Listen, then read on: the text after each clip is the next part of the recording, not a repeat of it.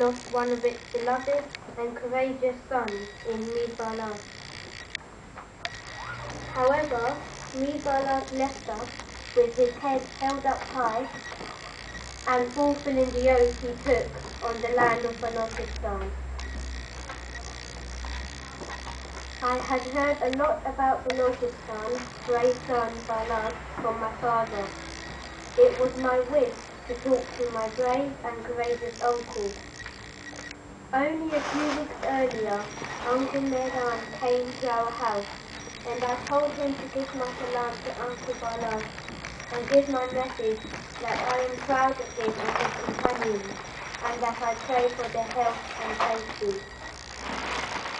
Uncle Meran had told me that very soon I will be able to talk to Uncle Baloch on the phone.